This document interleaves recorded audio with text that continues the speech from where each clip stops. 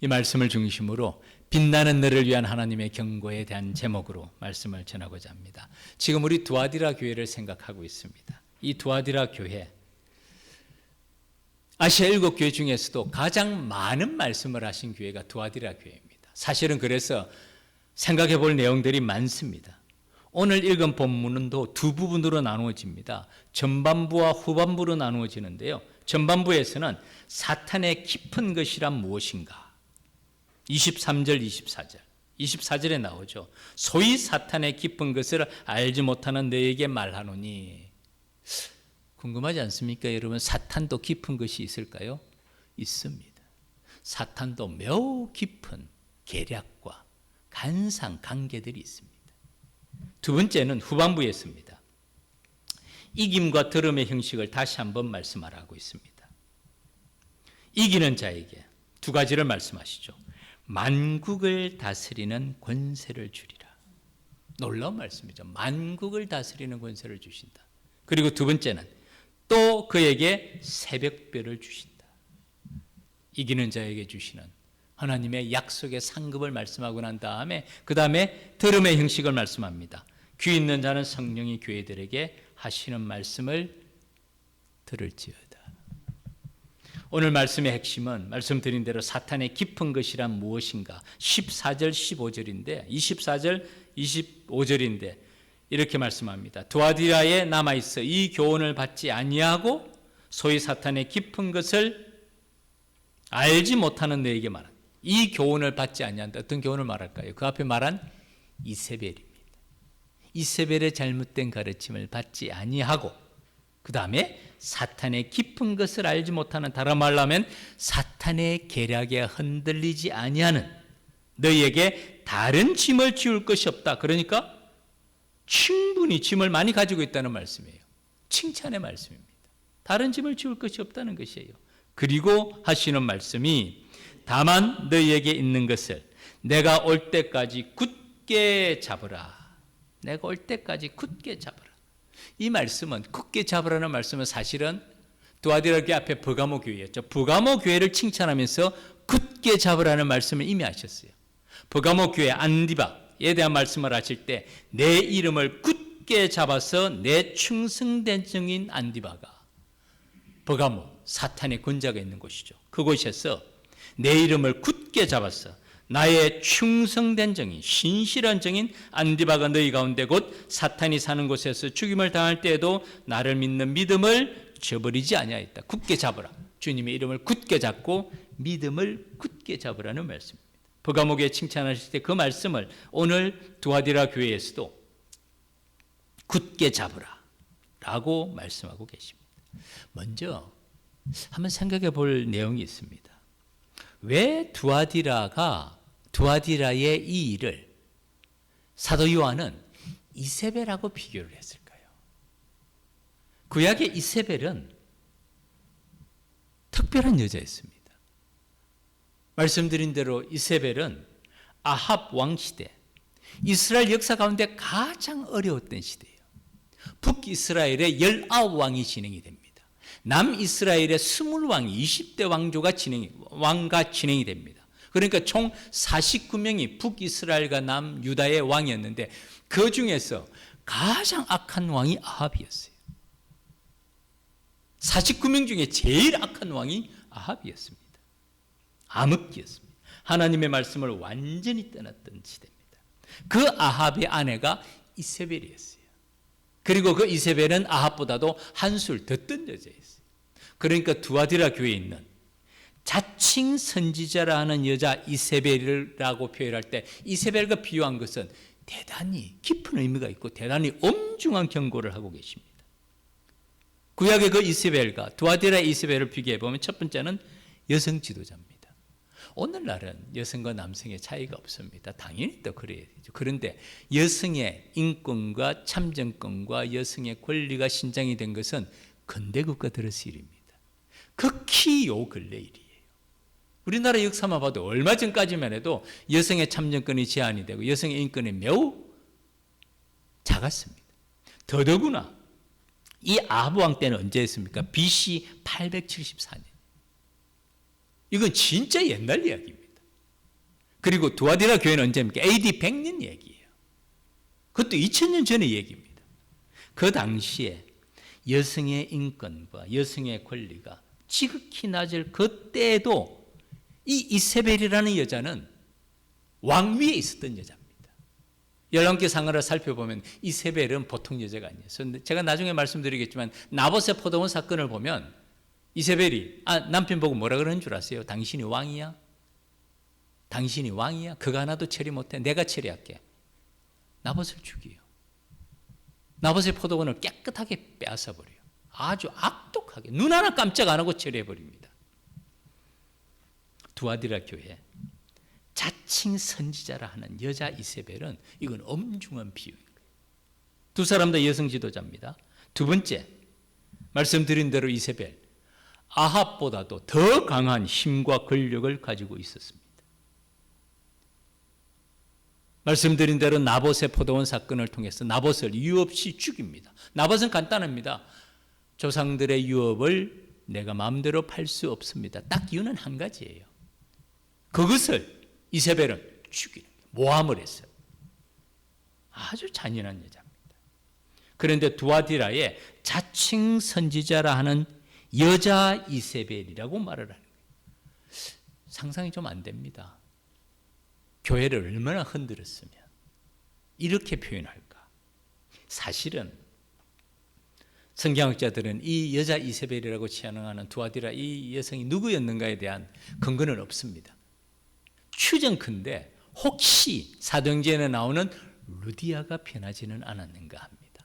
왜냐하면 니골라라는 사람이 사도행전의 7 집사 중에 한 사람으로 피택이 돼요. 그 사람은 그러니까 아주 인정받은 사람이었는데 나중에 어떻게 됩니까? 니골라 이단으로 변합니다.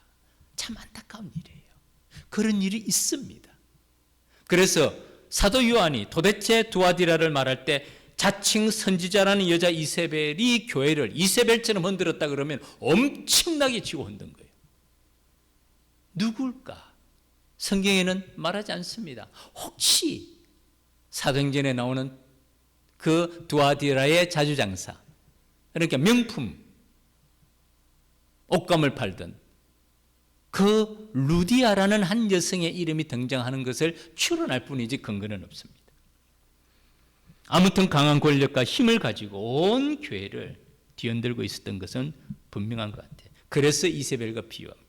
세 번째는 두 사람 다 아합의 아내 이세벨이나 두아디라의 이세벨이나 잘못된 가르침을 해요. 국가를 좋은 방향으로 이끌지 않습니다. 이세벨이 결국 그렇게 돼서 어떻게 됩니까? 마지막 결과는 하나님의 엄중한 심판을 받죠. 내가 사망으로 그의 자녀를 죽이리니 역사적 교훈이라고 말씀드렸죠. 아합과 이세벨이 그렇게 악행을 저지르고도 잘 사는 것 같이 보입니다. 22년을 재위 기간을 보냅니다. 그리고 아합이 전쟁에 죽습니다. 그리고 그의 아들 아하시야가 왕이 되는데 2년 병들어 죽습니다. 그 다음에 둘째 아들 요람이 12년 동안 왕이 앉아요. 그래서 아합이 죽고 난 다음에 14년이 지났지만은 그 다음에 예후가 왕이 되면서 예후 때 이세벨은 처절한 죽임을 당합니다. 엘리야 선지자가 예언했는 대로 처절한 죽임을 당합니다. 그리고 그 자녀, 손주들 다 다른 자녀들까지 다 있었겠죠. 70명. 그 자녀들이 다 죽임을 당해요. 역사적인 사건입니다. 얼마나 잔인하게 기록이 되는데 그 70명의 자녀들의 목을 광주리에 담아가지고 예후에게 왔다는 기록이 열왕기 상하에 그대로 기록이 되어 있습니다. 마지막 결과 하나님의 엄중한 심판을 받습니다. 두아디라 교회도 이렇게 말씀하시죠. 나는 사람의 뜻과 마음을 살피는 자인 줄 알지라. 속이지 못한다는 거예요. 사람의 뜻과 마음, 그 속의 생각을 하나님이 모르시겠습니까? 그리고 뭐라고 말씀하니까 내가 너희 각 사람의 행위대로 갚아주리라. 두아디라의 자칭 선지자라는 여자 이세벨은 엄중하게 받아야 됩니다. 아합의 아내 이세벨이 어떻게 죽었고 그 자녀들이 어떻게 되었는지를 기억한다면 엄중하게 이 말씀을 생각을 해야 됩니다. 오늘 우리의 질문은 이것입니다. 왜 하나님께서는 오늘 우리에게 이런 말씀을 주실까요? 그 아합과 아합의 아내 이세벨과 두아디라의 자칭 선지자라는 여자 이세벨하고 우리가 무슨 상관이 있습니까?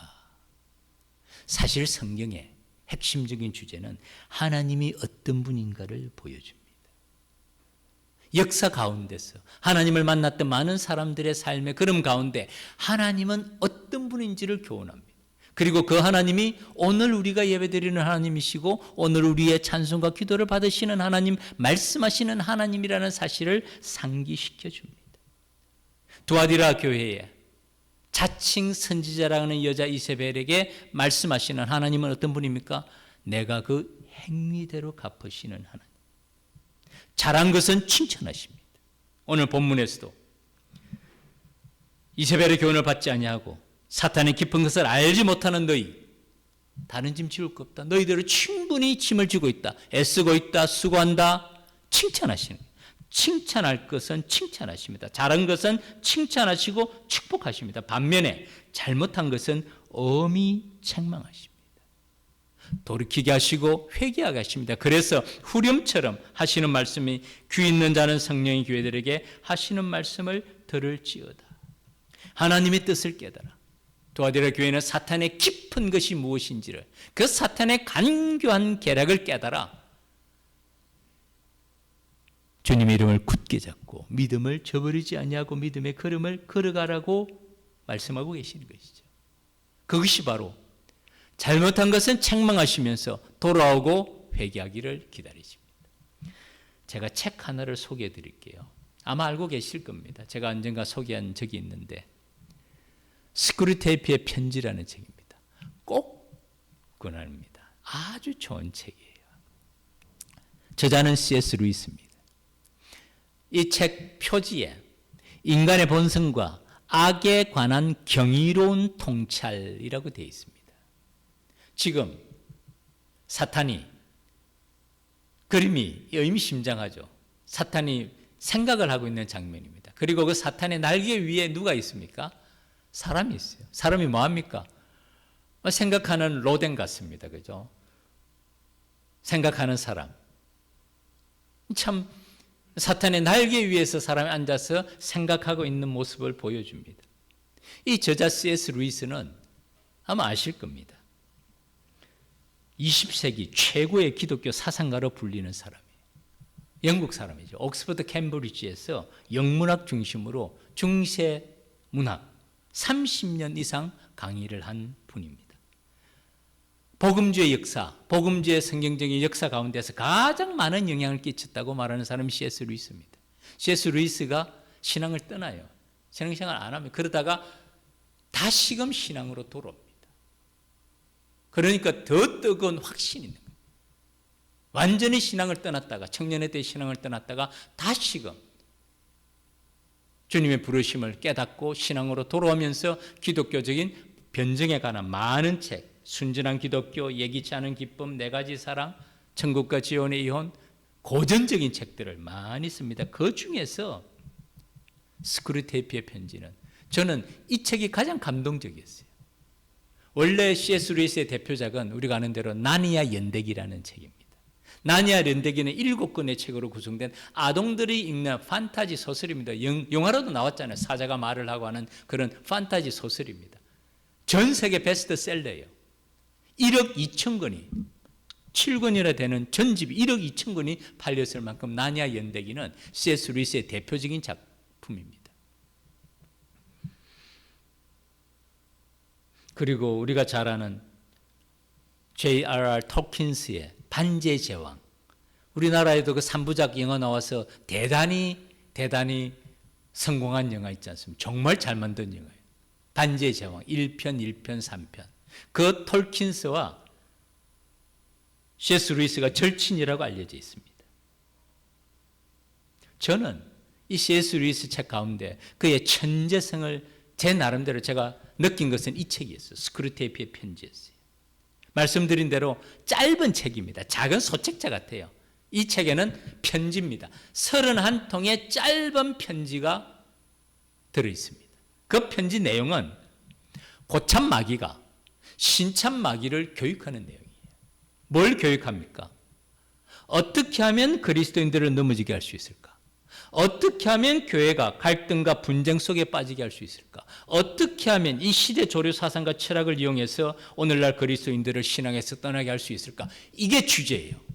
이 고참 마귀가 신참 마귀를 교육시키는 거예요. 경험하는 고참이 어떻게 하면 그리스도인들을, 교회들을 어느 시대 사도를 이용해서 그 사람들을 신앙생활 하지 못하게 할 수 있을까에 대한 매우 통찰력이 깊은 책입니다. 제가 미시간에 있을 때 칼빈 세미나리에서 공부할 때 한 강좌가 C.S. 루이스에 관한 강의가 있었어요. 한 학기. 그 강의 제목이 The Theology of C.S. 루이스입니다. C.S. 루이스의 신학이라는 강의가 열리더라고요. 지금 생각해 보면 제가 그 강의를 들었어야 됐었어요. 그런데 그때만 해도 제가 C.S. 루이스가 무슨 신학적인 사상이 있을까 하는 생각을 했어요. 좁은 단견이었죠. 영문학자고 이런 분이 신학적인 사상을 어떤 체계를 가지고 있을까 의아하게 생각하면서 제가 그 수강 신청을 하지 않았어요. 지금 생각해 보니까 굉장히 아깝습니다. 제가 이 책을 보고 스크루테이프의 편지를 보고 정말 그분의 비범함과 이분은 영적인 통찰력이 천재구나 하는 걸 제가 깊이 느꼈어요. 한 가지 예만 들까요? 딱 이렇게 말합니다. 인간은 양서류다. 여러분 양서류가 뭔지 알죠? 개구리가 양서류입니다. 개구리를 왜 양서류라 그럽니까? 물에서도 살고 땅에서도 삽니다. 그래서 양서류라는 거예요. C.S. 루이스는 인간은 양서류다. 인간은 영적인 존재인과 동시에 육체적인 존재라는 거예요. 인간은 영적으로는 존재로서 영원한 세계 속을 바라보며 영원한 세계 속에 살 뿐만 아니라 인간은 육체적인 존재로서 이 세상에 유한한 시간대에 살고 있는 동물과도 같은 존재라는 거예요. 인간은 이 세상에서 영원한 대상을 바라보는 영혼을 소유하고 있지만 또한 이 땅 위에서 육체와 같은 정욕을 가지고 이 세상 속에서 시시각각 변하면서 살아간다는 거예요. 촌철살인의 표현입니다. 맞습니다. 우리 인간의 존재는 양서류예요. 영적인 존재인과 동시에 육체적인 존재예요.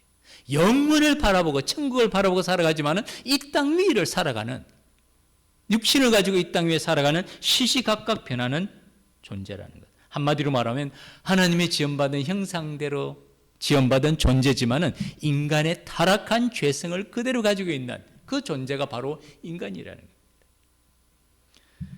C.S. 루이스가 이 책을 쓴 다음에 20년이 지난 다음에 한번 이렇게 말합니다. 이 책의 진정한 목적은 사탄의 삶을, 사탄의 계략을 고찰하고자 하는 것이 아닙니다. 인간의 삶을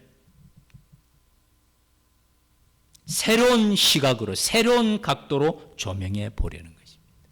인간의 삶의 걸음 가운데 그 뒤안길에 얼마나 영적 싸움이 치열한지를 사탄은 어떻게 하면 우리의 믿음의 생활을 흔들 수 있을까?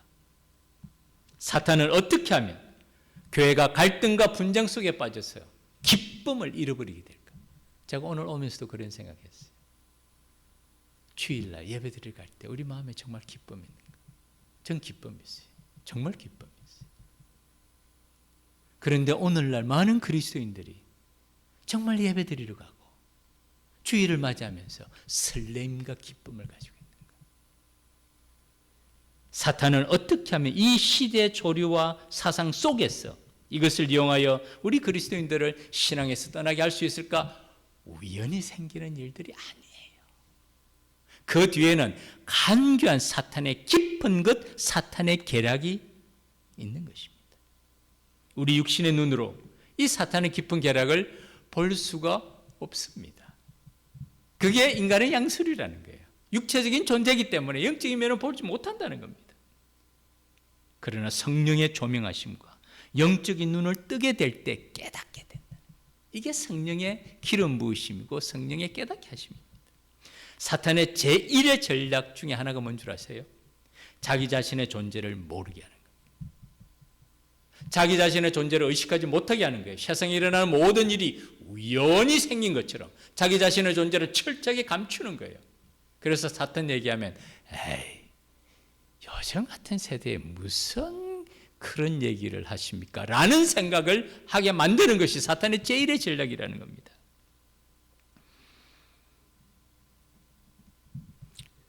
두아디라 교회에서 자칭 선지자라는 여자 이세벨을 내가 용납하는 것을 내가 책망한다라고 말하면서 그 책망의 내용을 그가 내 종들을 가르쳐 꾀어 행음하게 하고 우상 제물을 먹게 하였다.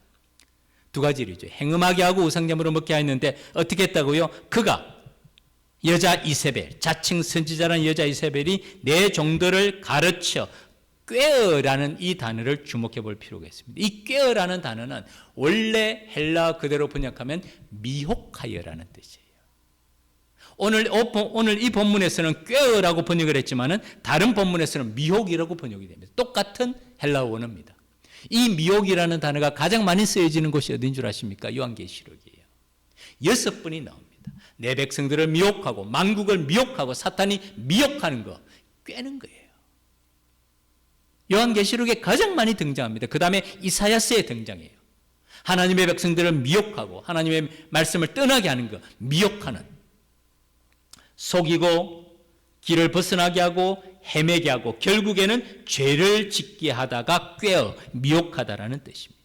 그래서 결과적으로 하나님의 말씀으로부터 완전히 떠나는 거예요. 우리한테 사탄이 그래 내 사탄이다, 날 따라서 이렇게 하라 하면 우리 가운데 사탄 따라갈 사람 누가 있겠어요? 근데 사탄이 어떻게 한다고요? 미혹하는 거예요. 자기 자신을 광명의 천사로 위장하는 겁니다. 그래서 우리가 사탄의 꾀임인 줄, 사탄이 속이는 것인 줄, 하나님의 말씀을 벗어나는 것인 줄 조금 더 생각하지 못하게 하는 것이 사탄의 제1의 전략이라는 거예요. 두아디라 교회에도 자칭 이세벨이라는 여자가 무엇을 가르쳤는지는 잘 모르지만 성경학자들은 영지주의의 모습이라고. 영지주의는 말 그대로 영적인 진리를 소유했다고 생각하는 사람들의 특별한 영적인 지식을 소유했다고 착각하게 하는 거예요. 특별한 영적인 지식을 소유했기 때문에 육체적으로는 어떤 일을 하든지 우리의 구원은 이미 완성되었다라는 잘못된 가르침을 가르친다고 봅니다. 그것이 초대교회 영지주의의 가장 대표적인 모습입니다. 그래서 그가 내 종들을 가르쳐 꿰어, 가르친다는 것은 지도한다는 뜻이잖아. 그 지도하는데 바르게 지도하는 것이 아니라 미혹한 거예요. 그래서 잘못된 가르침으로 행음하게 하고 우상의 제물을 먹게 한다. 영지주의 가르침과 일치하죠.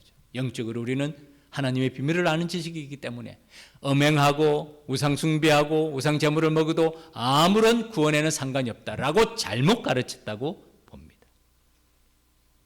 오늘날 사탄의 간계는, 사탄의 교만 것은 어떤 방법으로 나타나고 우리를 어떻게 미혹할까요? 대표적으로는 이단입니다. 신천지 한번 보십시오. 미혹하는 대표적인 모습은 이단이에요. 신천지, 성락교회. 오늘날 이단의 열심은요, 우리의 상상을 초월합니다. 진짜 그 사람들 대단해요.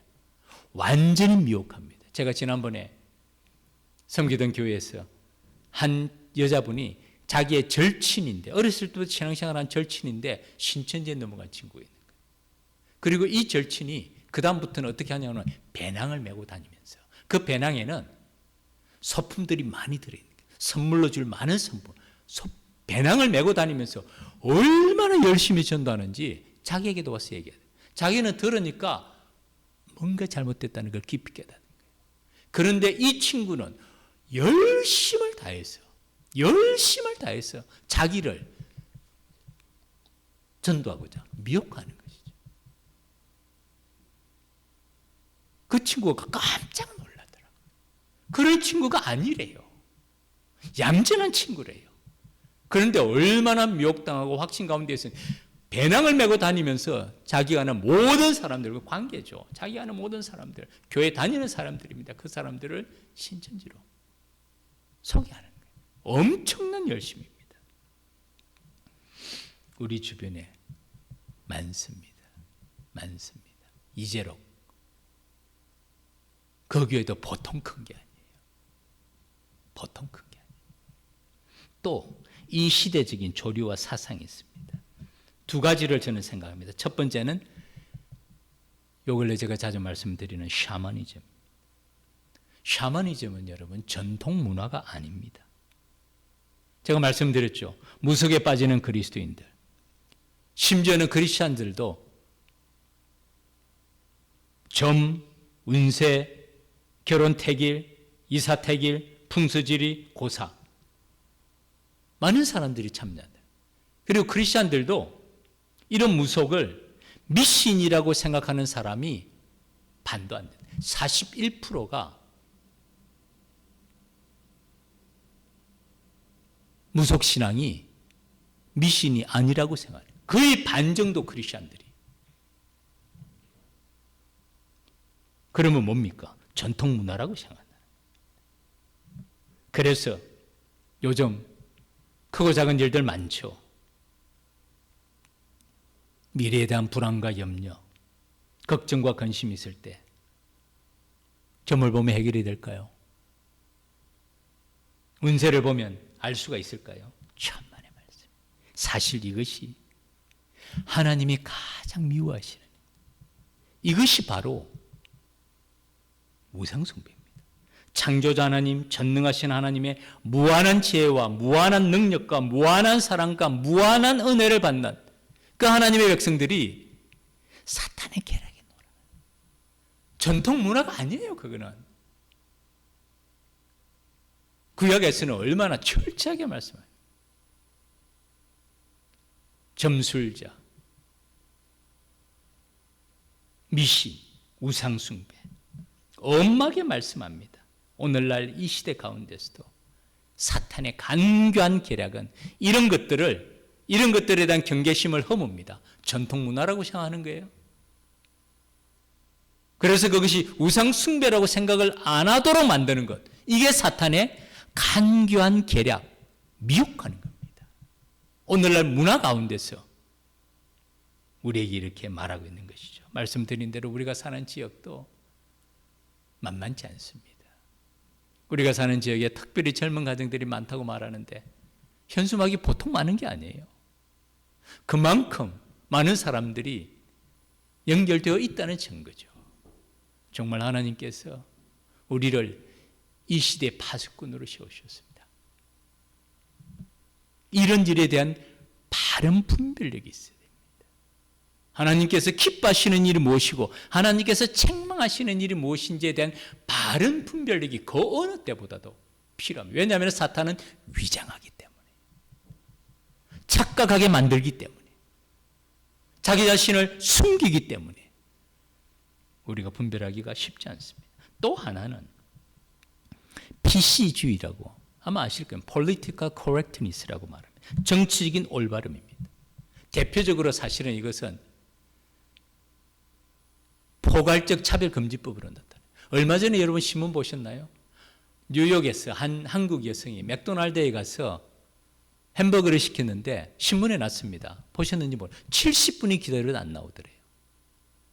옆에 있는 사람들은 다 나오는데 맥도날드면 이게 패스트푸드라서 누구나 오더하면 드라이브스루도 있고 다 있잖아요. 하는데 그분은 70분이 기다려도 안 나오는 거예요. 보니까 직원들이 자기들끼리 저 이제 다시는 이제 맥도날드 와서 햄버거 안 먹겠다. 이런 얘기를 하면서 자기한테 안 주는 거예요. 본인은 인종차별을 당했다고 생각합니다. 알게 모르게 사실은 차별이 많습니다. 피부 색깔을 보고, 언어를 보고, 문화를 보고, 여러 가지 신체적인 특징을 보고 차별하는 것 옳지 않습니다. 절대로 그렇게 해서는 안 됩니다. 하나님은 차별하지 아니하신다고. 남자나 여자나, 종이나 자유자나, 부하거나 가난하거나 차별이 없다고 말씀하세요. 헬라인이나 유대인이나.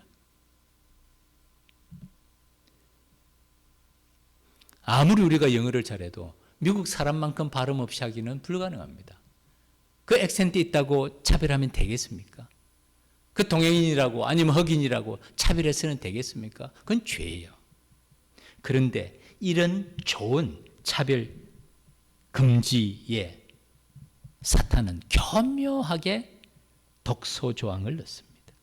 제가 어느 목사님의 설교를 들으니까 그분이 이렇게 말씀하시더라고요. 성경에는 성에 관한 문제가 기도에 관한 문제보다 더 많이 말씀하신다고.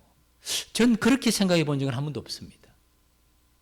성에 관해서 침묵하지는 않습니다. 그러나 기도에 관한 일보다 더 많이 말씀하신다고는 생각해 보지 않았는데 그분은 그만큼 성의 정체성은 중요하다는 걸 말씀하시면서 말씀하시더라고요.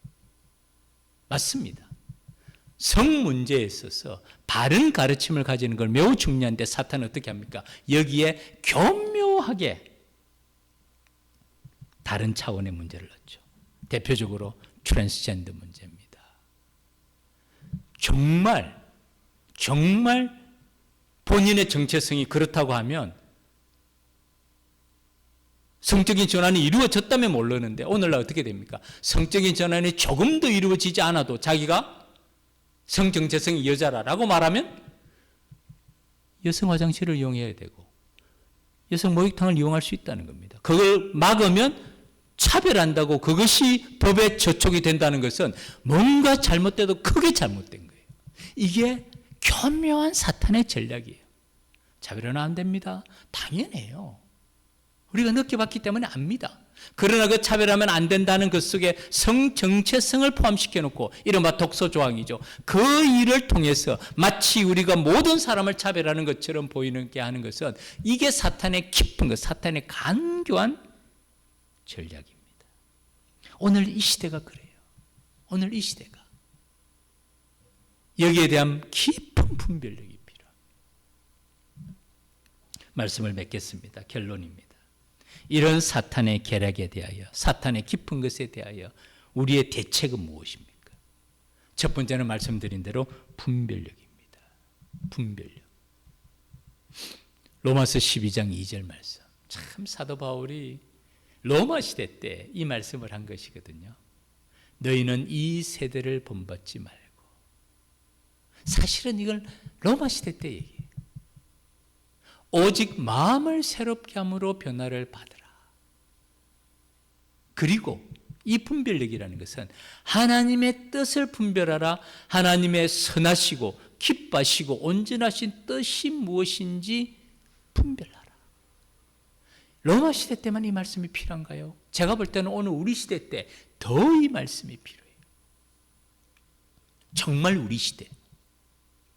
우리가 살아가는 이 문화, 특별히 포스트 모더니즘, 다원주의 이 사회 가운데서도 다원주의가 뭡니까? 모든 것이 옳다는 거예요. 나에게 맞는 모든 것이 옳다는 거예요. 절대 진리가 존재하는 것이 아니라 나에게 필요한 모든 것이 옳다는 것이에요. 이 세대를 본받지 말라. 오직 마음, 우리의 마음을 지키라는 거예요. 오직 마음을 새롭게 함으로 주님의 보혈이 우리의 영을 새롭게 하고 우리의 분별력을 새롭게 함으로 하나님의 뜻, 선하시고 기뻐하시고 온전하신 뜻이 무엇인지를 분별하라는 거예요. 옳고 그름, 위장한 이 모든 것, 착각을 일으키는 것, 우리를 미혹하는 것, 꿰는 것, 속이는 것 바르게 분별하라는 말씀이죠. 사탄의 깊은 계략에 대한 우리의 첫 번째 대책은 분별력입니다. 두 번째는 굳게 잡아야 됩니다. 말씀드린 대로 두아디라 교회에서 내가 올 때까지 다만 너에게 있는 것을 굳게 잡으라. 내가 올 때까지라는 표현은 주님을 만날 때까지라고 합니다. 주님을 만나는 그때까지 굳게 잡으라. 무엇을 굳게 잡아야 된다고요? 우리 주님의 이름을, 우리가 믿는 믿음을 굳게 잡으라.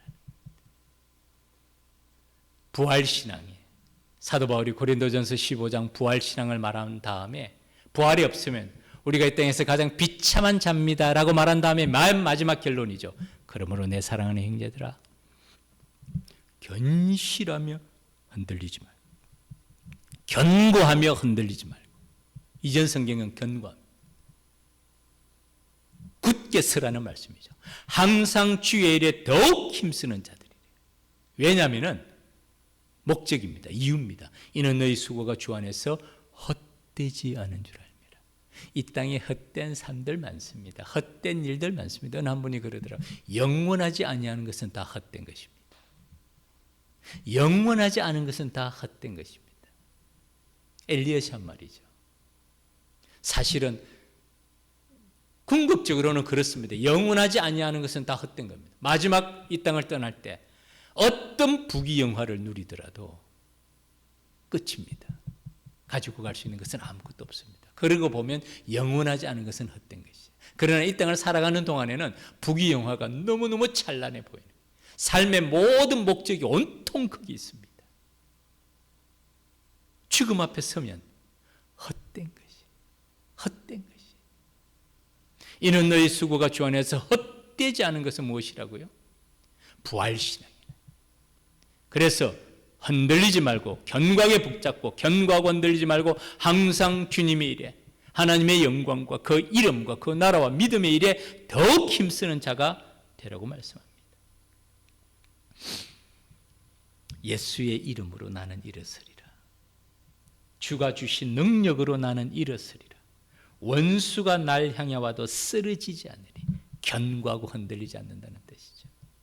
주가 주신 능력으로, 주가 주신 능력으로, 주가 주신 능력으로 일어서 내 힘으로, 내 깡닥으로, 내 능력으로, 내 의지력으로 서는 것이 아니라 예수의 이름으로 주님이 주시는 힘과 능력으로 그 무한한 지혜와 은혜와 사랑과 능력으로 나는 일어서리라. 이것이 믿음의 걸음입니다. C.S. 루이스의 스크루테피의 편지에서 이렇게 말하는 장면이 있습니다. 사탄이 말입니다. 전 이 말을 제 가슴 깊이 새기고 있습니다. 사탄이 이렇게 말해요. 현재 우리의 가장 큰 협력자 중에 하나는 바로 교회다. 우리를 가장 크게 도와주는 협력자는 바로 교회라는 것이죠. 그 다음에 하는 말이 오해는 말도록 내가 말하는 교회는 우리가 보는 바, 사탄이 보는 바, 영적인 존재가 바라봅니다. 영혼의 뿌리를 내리고 모든 시공간에 걸쳐 뻗어 있는 교회, 기치를 높이 올린 군대처럼 두려운 그런 교회가 아니니까 솔직히 고백하자면 사탄의 말입니다. 그런 광경은, 그런 교회의 모습은, 그런 교회의 본질은 우리의 가장 담대한 유혹자들까지도 동요하게 만들고 흔들리게 만들고 겁나게 만든다는 거예요. 그 다음에 말입니다. 하지만 다행스럽게도 인간들은 그 광경을 전혀 보지 못한다. 무슨 뜻입니까? 사탄은 영적인 존재이기 때문에 이 교회를 보면 깃발을 높이 올린 군대처럼 영혼의 뿌리를 내리고 모든 시공간에 걸쳐서 뻗어 있는 이 장엄한 모습을 사탄은 보지 않을래야 보지 않을 수가 없다는 게 그것이 교회의 본래의 영적인 모습인데 인간은 그 광경을 전혀 보지 못한다는 거예요. 그 결과 어떻게 됩니까?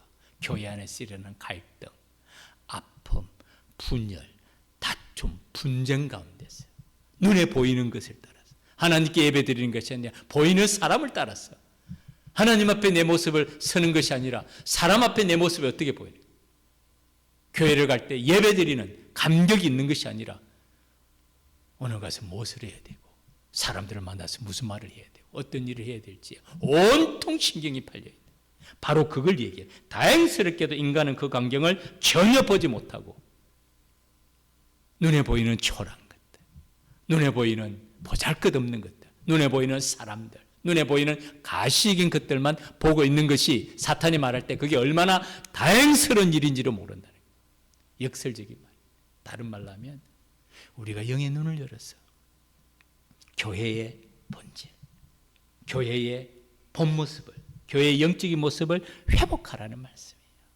사탄은 그 모습을 보지 않을래 보지 않을 수가 없는데 인간은 못 본다는 겁니다.